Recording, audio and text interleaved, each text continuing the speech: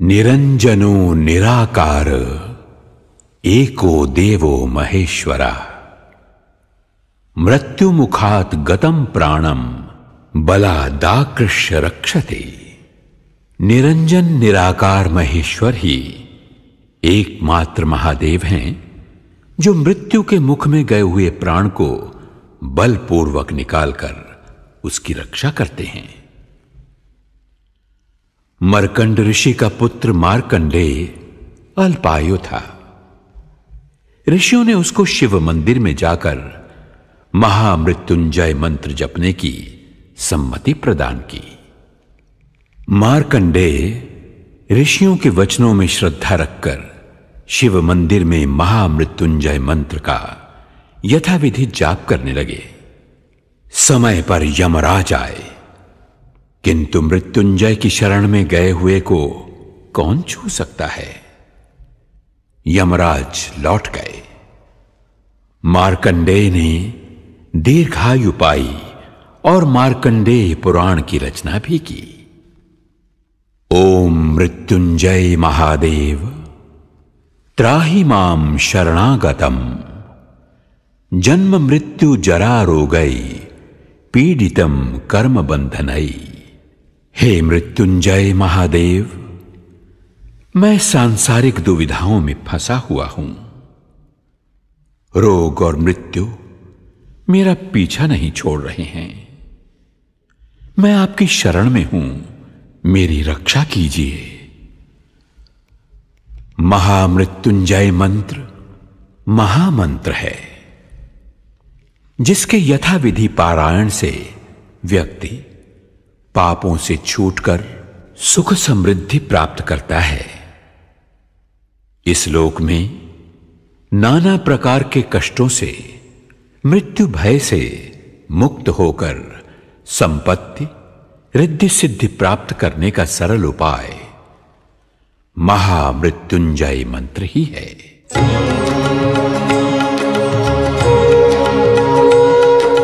मृत्युंजय महादेव त्राहि मां शरणागतं जन्म मृत्यु जरा व्याधि पीडितं कर्म बन्धनैः।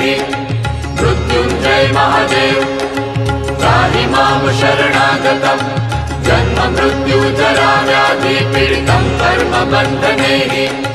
मृत्युंजय महादेव त्राहि मां शरणागतं जन्म मृत्यु जरा व्याधि पीडितं कर्म बन्धनैः।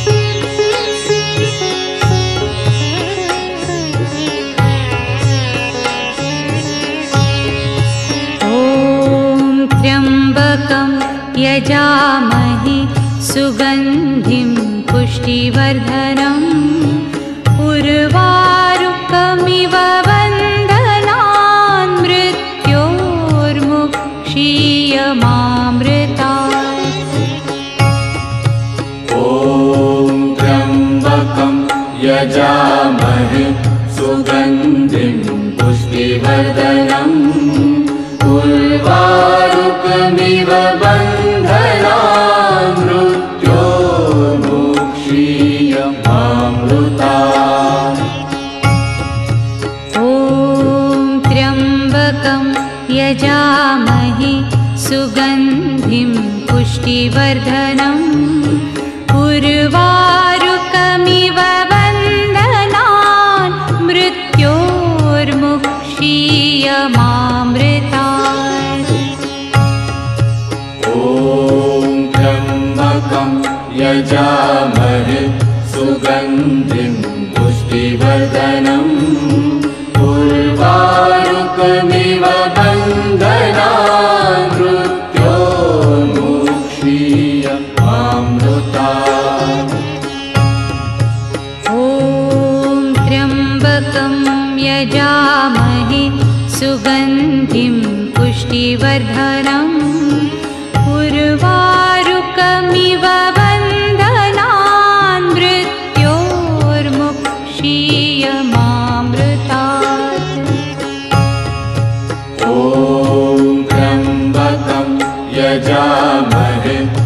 सुगन्धिं पुष्टिवर्धनम् उर्वारुकमिव बन्धनान् मृत्योर्मुक्षीयमामृतात्। ॐ त्र्यम्बकं यजामहे सुगन्धिं पुष्टिवर्धनम् उर्वारुकमिव बन्धनान् मृत्योर्मुक्षीयमामृतात्। ॐ त्र्यम्बकं यजामहे सुगन्धिं पुष्टिवर्धनम् उर्वारुकमिव बन्धनान् मृत्योर्मुक्षीयमामृतात्। ॐ त्र्यम्बकं यजामहे सुगन्धिं पुष्टिवर्धनम् उर्वारुकमिव बन्धनान् मृत्योर्मुक्षीयमामृतात्। ॐ त्र्यम्बकं यजामहे सुगन्धिं पुष्टिवर्धनम् उर्वारुकमिव बन्धनान् मृत्योर्मुक्षीयमामृतात्। ॐ त्र्यम्बकं यजामहे सुगन्धिं पुष्टिवर्धनम् उर्वारुकमिव बन्धनान् मृत्योर्मुक्षीयमामृतात्। ॐ त्र्यम्बकं यजामहे सुगन्धिं पुष्टिवर्धनम् उर्वारुकमिव बन्धनान् मृत्योर्मुक्षीयमामृतात्। ॐ त्र्यम्बकं यजामहे सुगन्धिं पुष्टिवर्धनम् उर्वारुकमिव बन्धनान् मृत्योर्मुक्षीयमामृतात्। ॐ त्र्यम्बकं यजामहे सुगन्धिं पुष्टिवर्धनम् उर्वारुकमिव बन्धनान् मृत्योर्मुक्षीयमामृतात्। ॐ त्र्यम्बकं यजामहे सुगन्धिं पुष्टिवर्धनम् उर्वारुकमिव बन्धनान् मृत्योर्मुक्षीयमामृतात्। ॐ त्र्यम्बकं यजामहे सुगन्धिं पुष्टिवर्धनम् उर्वारुकमिव बन्धनान् मृत्योर्मुक्षीयमामृतात्। ॐ त्र्यम्बकं यजामहे सुगन्धिं पुष्टिवर्धनम् उर्वारुकमिव बन्धनान् मृत्योर्मुक्षीयमामृतात्। ॐ त्र्यम्बकं यजामहे सुगन्धिं पुष्टिवर्धनम् उर्वारुकमिव बन्धनान् मृत्योर्मुक्षीयमामृतात्। ॐ त्र्यम्बकं यजामहे सुगन्धिं पुष्टिवर्धनम् उर्वारुकमिव बन्धनान् मृत्योर्मुक्षीयमामृतात्। ॐ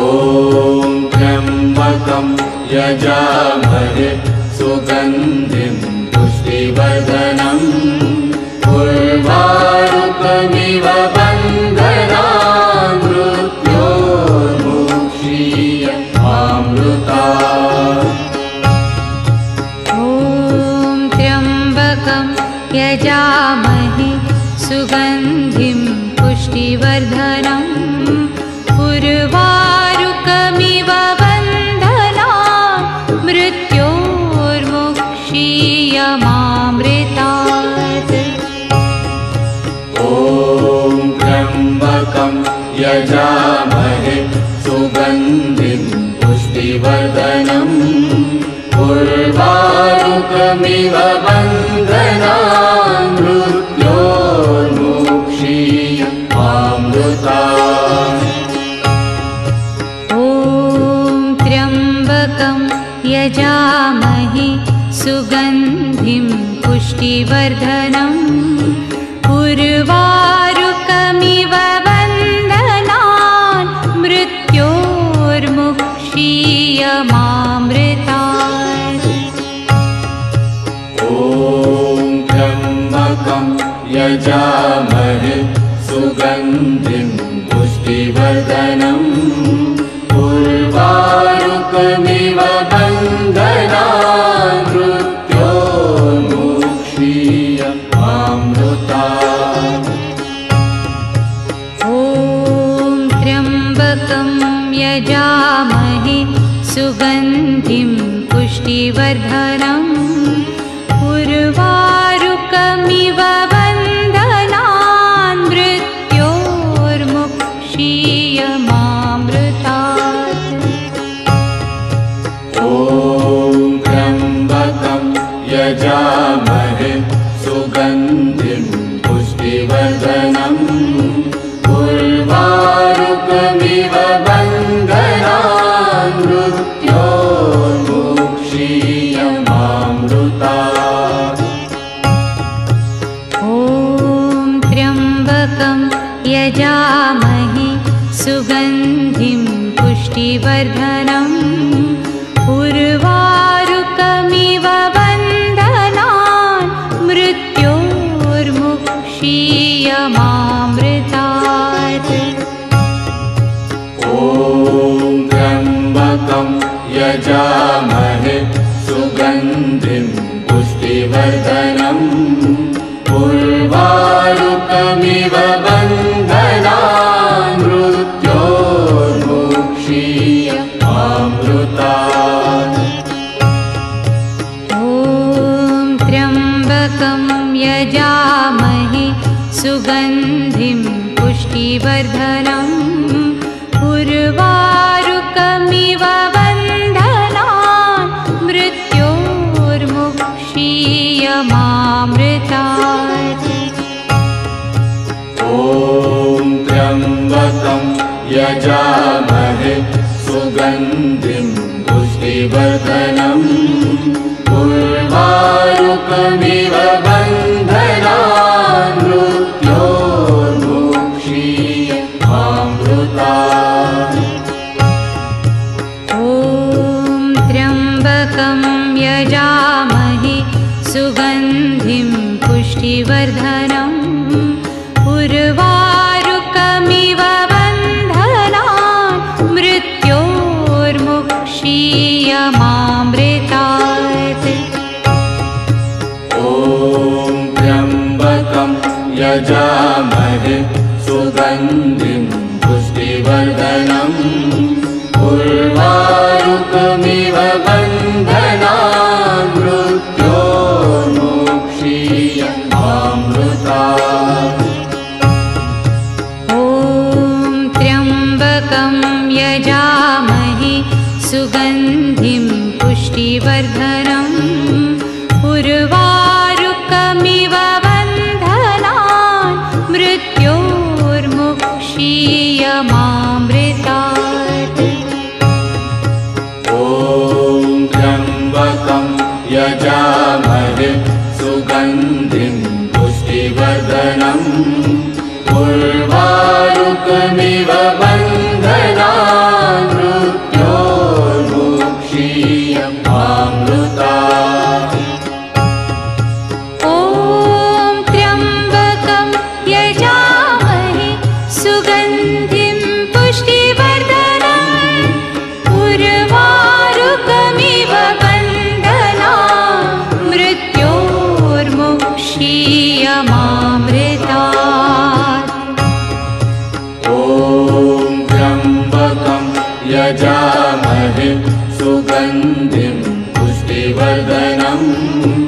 उर्वारुकमिव बन्धनान् मृत्योर्मुक्षीयमामृतात्।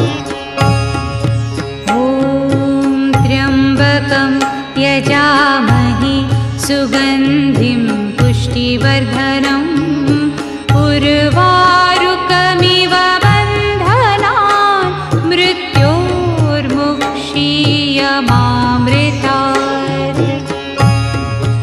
ॐ त्र्यम्बकं यजामहे सुगन्धिं पुष्टिवर्धनम् उर्वारुकमिव बन्धनान् मृत्योर्मुक्षीयमामृतात्। ॐ त्र्यम्बकं यजामहे सुगन्धिं पुष्टिवर्धनम् उर्वारुकमिव बन्धनान् मृत्योर्मुक्षीयमामृतात्। ॐ त्र्यम्बकं यजामहे सुगन्धिं पुष्टिवर्धनम् उर्वारुकमिव बन्धनान् मृत्योर्मुक्षीयमामृतात्।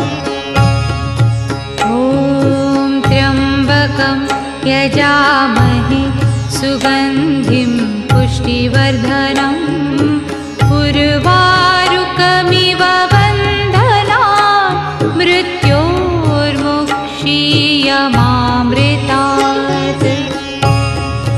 ॐ त्र्यम्बकं यजामहे सुगन्धिं पुष्टिवर्धनम् उर्वारुकमिव बन्धनान्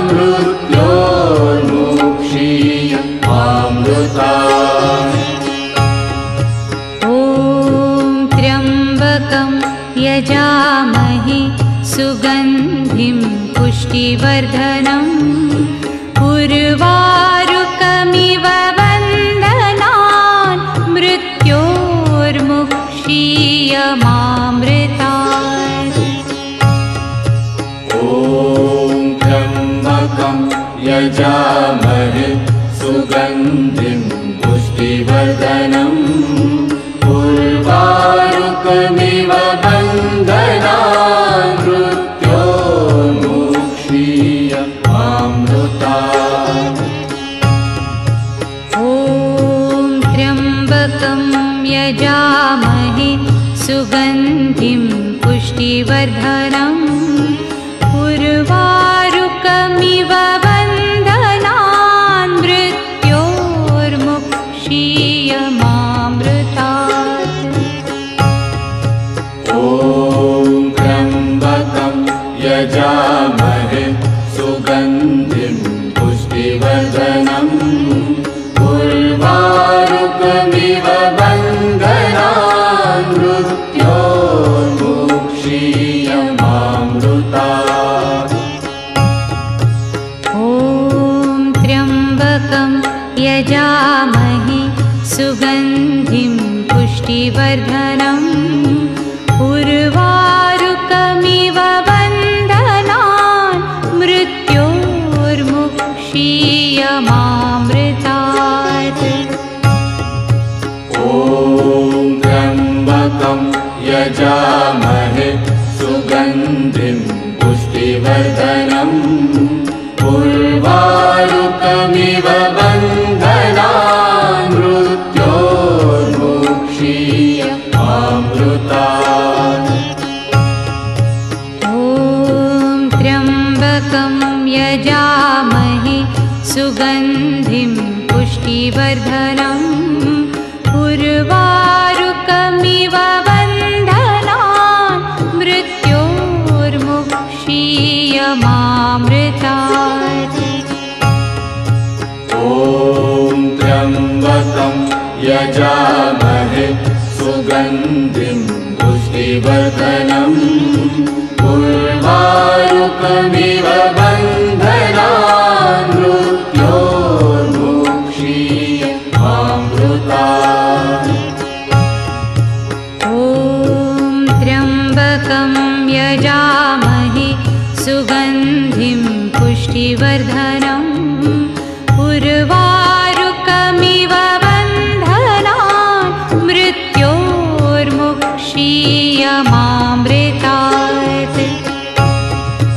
ॐ त्र्यम्बकं यजामहे सुगन्धिं पुष्टिवर्धनम् उर्वारुकमिव बन्धनान् मृत्योर्मुक्षीयमामृतात्। ॐ त्र्यम्बकं यजामहे सुगन्धिं पुष्टिवर्धनम् उर्वारुकमिव बन्धनान् मृत्योर्मुक्षीयमामृतात्। ॐ त्र्यम्बकं यजामहे सुगन्धिं पुष्टिवर्धनम् उर्वारुकमिव बन्धनान् मृत्योर्मुक्षीयमामृतात्। ॐ त्र्यम्बकं यजामहे सुगन्धिं पुष्टिवर्धनम् उर्वारुकमिव बन्धनान् मृत्योर्मुक्षीयमामृतात्। ॐ त्र्यम्बकं यजामहे सुगन्धिं पुष्टिवर्धनम् उर्वारुकमिव बन्धनान् मृत्योर्मुक्षीयमामृतात्। ॐ त्र्यम्बकं यजामहे सुगन्धिं पुष्टिवर्धनम् उर्वारुकमिव बन्धनान् मृत्योर्मुक्षीयमामृतात्। ॐ त्र्यम्बकं यजामहे सुगन्धिं पुष्टिवर्धनम् उर्वारुकमिव बन्धनान् मृत्योर्मुक्षीयमामृतात्। ॐ त्र्यम्बकं यजामहे सुगन्धिं पुष्टिवर्धनम् उर्वारुकमिव बन्धनान् मृत्योर्मुक्षीयमामृतात्। ॐ त्र्यम्बकं यजामहे सुगन्धिं पुष्टिवर्धनम् उर्वारुकमिव बन्धनान् मृत्योर्मुक्षीयमामृतात्। ॐ त्र्यम्बकं यजामहे सुगन्धिं पुष्टिवर्धनम् उर्वारुकमिव बन्धनान् मृत्योर्मुक्षीयमामृतात्। ॐ त्र्यम्बकं यजामहे सुगन्धिं पुष्टिवर्धनम् उर्वारुकमिव बन्धनान् मृत्योर्मुक्षीयमामृतात्। ॐ त्र्यम्बकं यजामहे सुगन्धिं पुष्टिवर्धनम् उर्वारुकमिव बन्धनान् मृत्योर्मुक्षीयमामृतात्। ॐ त्र्यम्बकं यजामहे सुगन्धिं पुष्टिवर्धनम् उर्वारुकमिव बन्धनान् मृत्योर्मुक्षीयमामृतात्। ॐ त्र्यम्बकं यजामहे सुगन्धिं पुष्टिवर्धनम् उर्वारुकमिव बन्धनान् मृत्योर्मुक्षीयमामृतात्।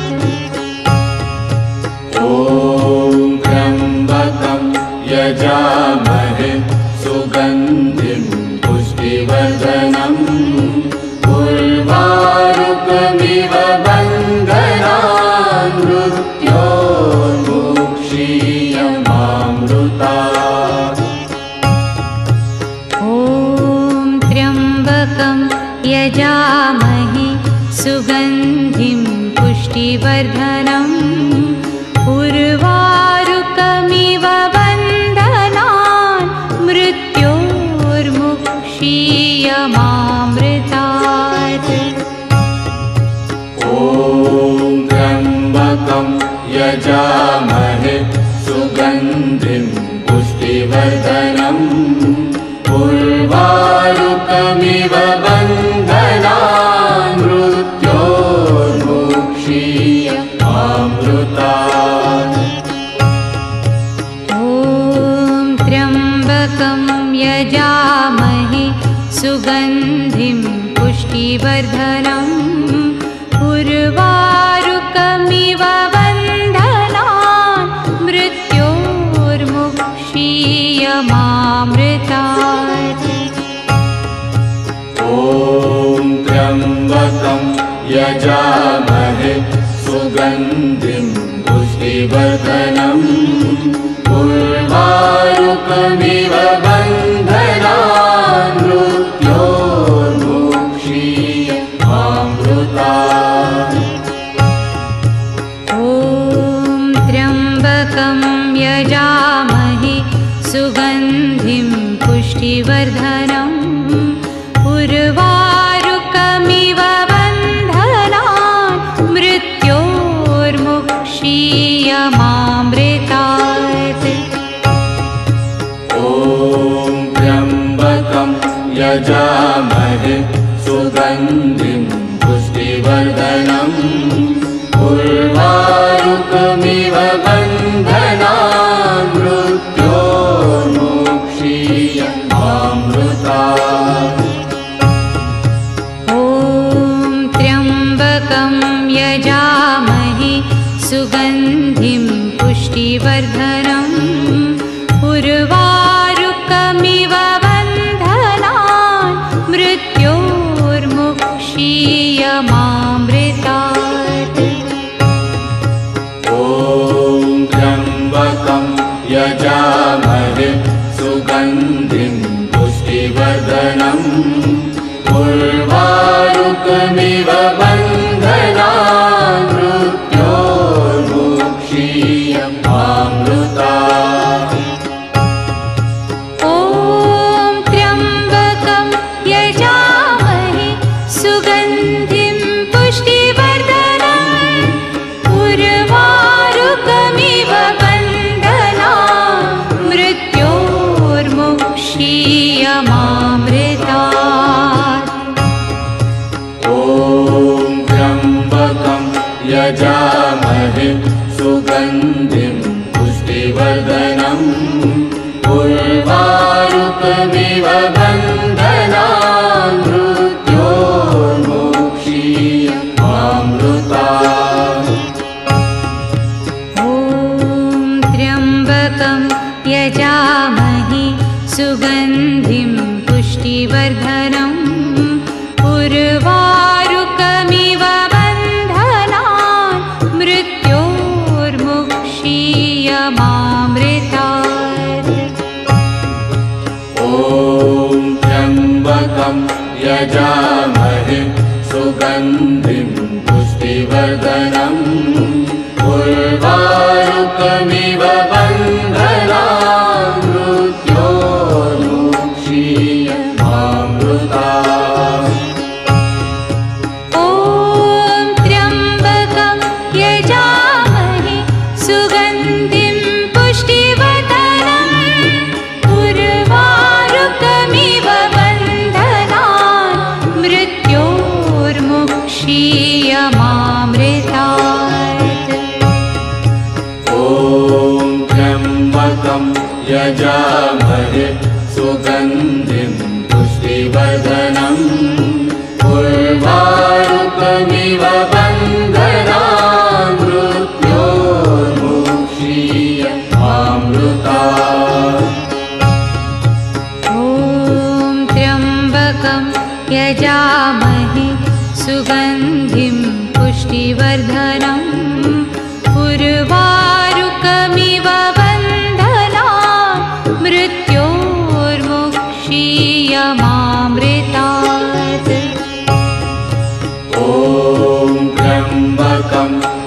यजामहे सुगन्धिं पुष्टिवर्धनम् उर्वारुकमिव बन्धनान् मृत्योर्मुक्षीयमामृतात्।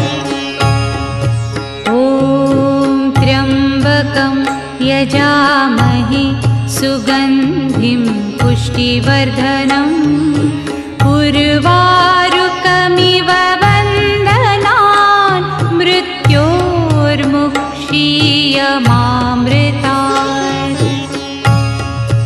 ॐ त्र्यम्बकं यजामहे सुगन्धिं पुष्टिवर्धनम् उर्वारुकमिव बन्धनान् मृत्योर्मुक्षीयमामृतात्। ॐ त्र्यम्बकं यजामहे सुगन्धिं पुष्टिवर्धनम् उर्वारुकमिव बन्धनान् मृत्योर्मुक्षीयमामृतात्। ॐ त्र्यम्बकं यजामहे सुगन्धिं पुष्टिवर्धनम् उर्वारुकमिव बन्धनान् मृत्योर्मुक्षीयमामृतात्।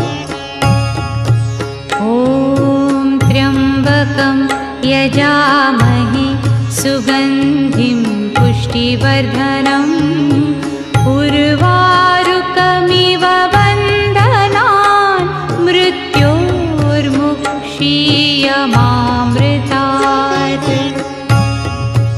ॐ त्र्यम्बकं यजामहे सुगन्धिं पुष्टिवर्धनम् उर्वारुकमिव बन्धनान् मृत्योर्मुक्षीयमामृतात्।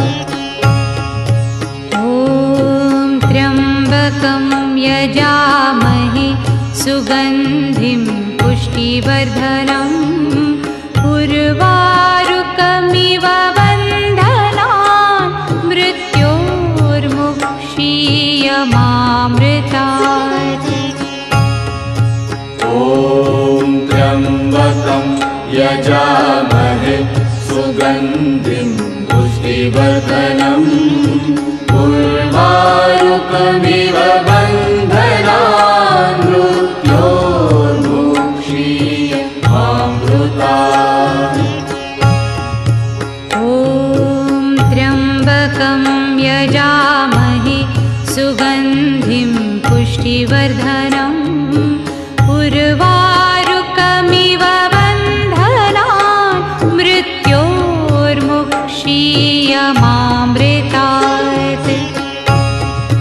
ॐ त्र्यम्बकं यजामहे सुगन्धिं पुष्टिवर्धनम् उर्वारुकमिव बन्धनान् मृत्योर्मुक्षीयमामृतात्। ॐ त्र्यम्बकं यजामहे सुगन्धिं पुष्टिवर्धनम् उर्वारुकमिव बन्धनान् मृत्योर्मुक्षीयमामृतात्। ॐ त्र्यम्बकं यजामहे सुगन्धिं पुष्टिवर्धनम् उर्वारुकमिव बन्धनान् मृत्योर्मुक्षीयमामृतात्। ॐ त्र्यम्बकं यजामहे सुगन्धिं पुष्टिवर्धनम् उर्वारुकमिव बन्धनान् मृत्योर्मुक्षीयमामृतात्। ॐ त्र्यम्बकं यजामहे सुगन्धिं पुष्टिवर्धनम् उर्वारुकमिव बन्धनान् मृत्योर्मुक्षीयमामृतात्।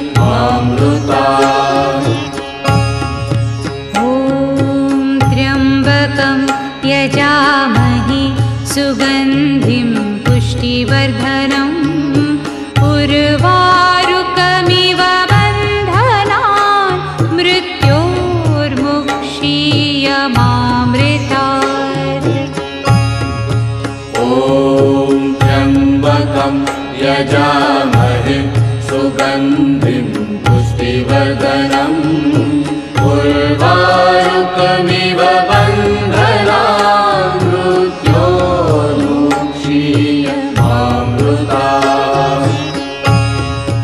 ॐ त्र्यम्बकं यजामहे सुगन्धिं पुष्टिवर्धनम् उर्वारुकमिव बन्धनान् मृत्योर्मुक्षीयमामृतात् ॐ त्र्यम्बकं यजामहे सुगन्धिं पुष्टिवर्धनम् उर्वारुकमिव बन्धनान् मृत्योर्मुक्षीयमामृतात्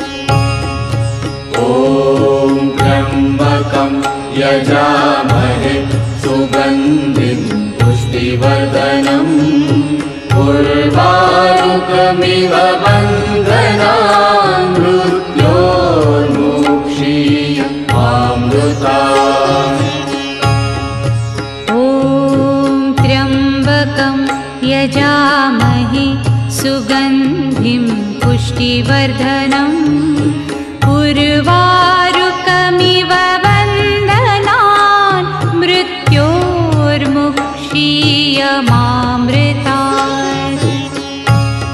सुगन्धिं पुष्टिवर्धनम् उर्वारुकमिव बन्धनान् मृत्योर्मुक्षीयमामृतात् ॐ त्र्यम्बकं यजामहे सुगन्धिं पुष्टिवर्धनम् उर्वारुकमिव बन्धनान् मृत्योर्मुक्षीयमामृतात् ॐ त्र्यम्बकं यजामहे सुगन्धिं पुष्टिवर्धनम् उर्वारुकमिव बन्धनान् मृत्योर्मुक्षीयमामृतात्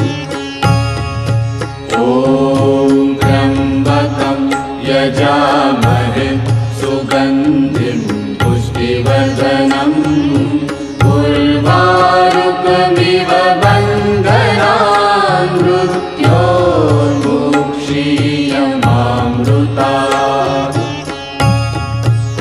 ॐ त्र्यम्बकं यजामहे सुगन्धिं पुष्टिवर्धनम् उर्वारुकमिव बन्धनान् मृत्योर्मुक्षीयमामृतात् ॐ त्र्यम्बकं यजामहे सुगन्धिं पुष्टिवर्धनम् उर्वारुकमिव बन्धनान् मृत्योर्मुक्षीयमामृतात्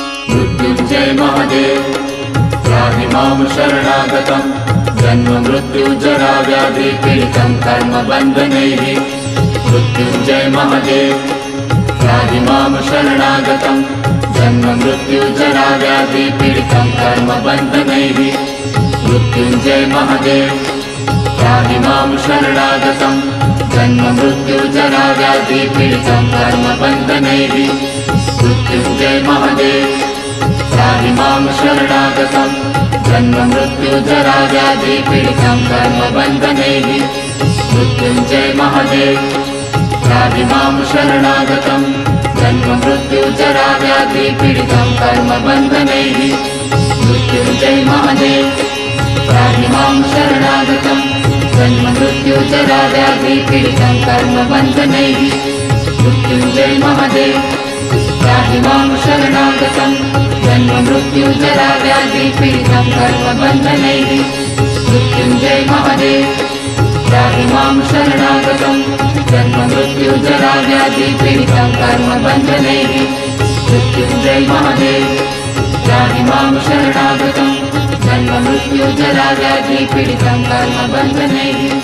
मृत्युञ्जयमहादेव त्राहि मां शरणागतं जन्ममृत्युजराव्याधिपीडितं कर्मबन्धनैः मृत्युञ्जय महादेव त्राहि मां शरणागतं जन्ममृत्युजराव्याधिपीडितं